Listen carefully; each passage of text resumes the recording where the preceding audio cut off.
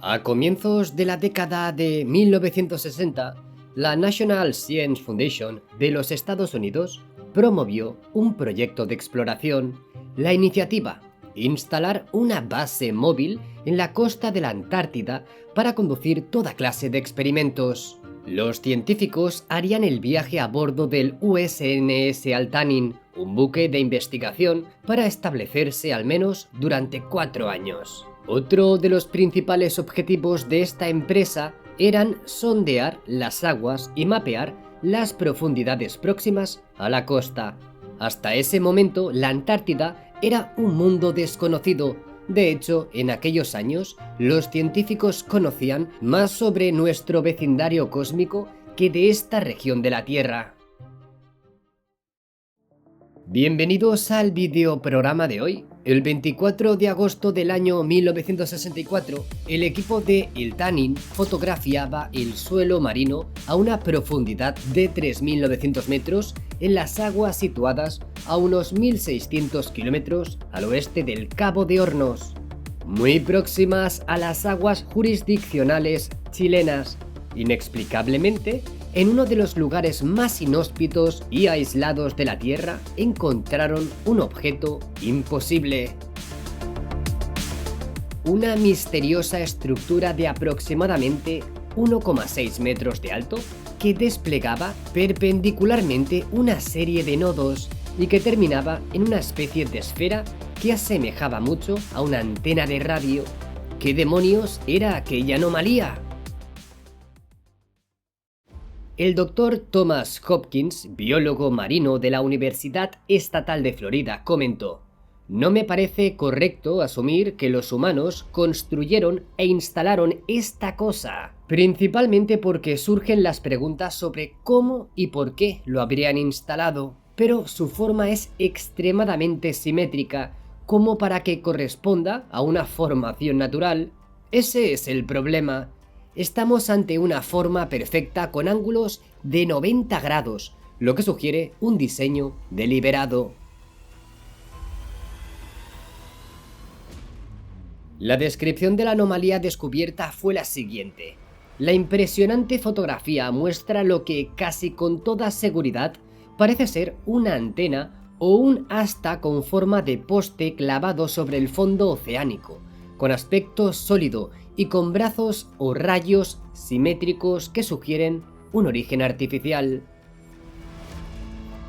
La imagen, aterradoramente nítida, nos permite precisar inclusive que la distribución de estos rayos o ramas es exacta en ángulos de 15 grados. Más aún, al final de cada uno, el objeto tiene una perfecta esfera, dando así una mayor impresión de que se trate de una antena o de un emisor. Desde su descubrimiento, las diferentes hipótesis no se hicieron esperar.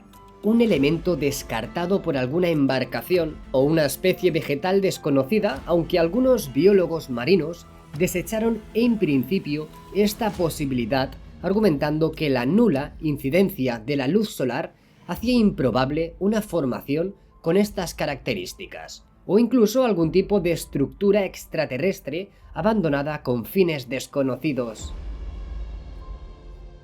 Su ubicación hace crecer el misterio. Años después, otros barcos de investigación intentaron determinar su localización, pero fracasaron. La antena Altanin se localiza en una zona inaccesible y completamente hostil, resultado extremadamente complicado poder acceder para estudiarla. La única evidencia sobre su existencia son las fotografías de la misión que la descubrió. El transcurso de los años hasta que la comunidad científica aportó un estudio riguroso junto con estos hándicaps para su localización y estudio provocó que cobrara fuerza la hipótesis de que fuera algún tipo de artefacto no terrestre. Sobre la mesa se expusieron todo tipo de hipótesis. Los creyentes en el mito de la Atlántida afirmaban que el extraño objeto desconocido llamado antena de Iltanin pertenecía a la civilización antidiluviana que desapareció tragada por el océano. Otros afirmaron que se trataría por su ubicación del vestigio de otra supercivilización diferente al Atlante, desaparecida también bajo las aguas. Otros propusieron que se trataba de algún tipo de dispositivo tipo antena, muy posiblemente de un objeto submarino no identificado. Otros aportaron que aquello era el lugar donde se hallaba una instalación extraterrestre y la anomalía era algún medio técnico avanzado de comunicación. El objeto era un dispositivo que permitía contactar con civilizaciones de otros mundos y que, al activarla, era posible establecer un canal de comunicación con razas no terrestres que visitaron nuestro planeta hace muchísimo tiempo.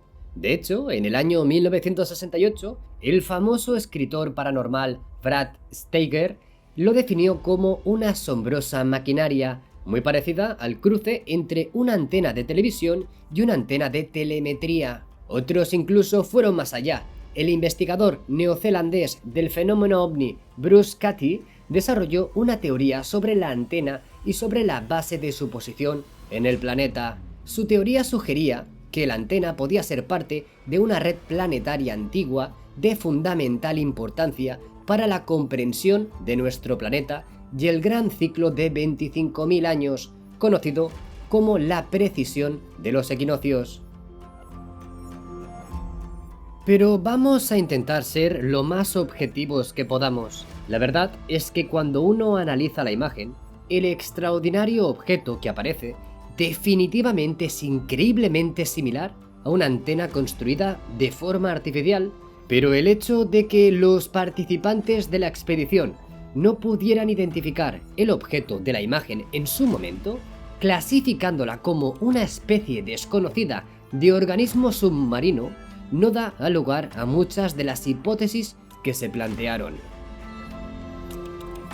Cierto es que no se tenía conocimiento de ninguna especie de flora o fauna de las grandes profundidades que guardara semejanza con lo que mostraba la imagen captada por los investigadores en aquel momento, y que la simetría, el aspecto innegablemente artificial, junto con la incapacidad de contar con submarinos que pudiesen bajar a tales profundidades para investigar el objeto, fomentaron la creencia de que era un objeto hecho por manos inteligentes.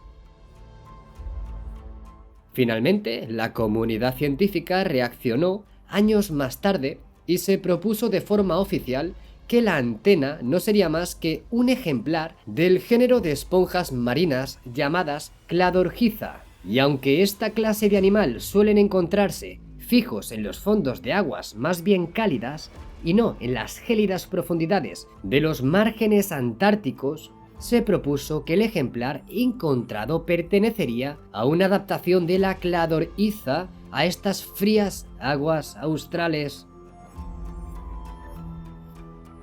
Evidentemente, esta parece una explicación mucho más convincente que las anteriores. De hecho, creemos en que la explicación más sencilla suele ser casi siempre la acertada. Sin embargo, en este caso, se nos presenta algún interrogante. ¿Por qué todos los científicos de la misión El Tannin descartaron inmediatamente que se trataba de una formación natural? ¿Y en qué parámetros se basaron para comunicar que se toparon con una estructura metálica? Además, si la Cladorhiza concrescens suele esparcirse en grandes colonias por el lecho marino, ¿por qué esa anomalía hallada en la Antártida se mantenía solitaria en el fondo marino?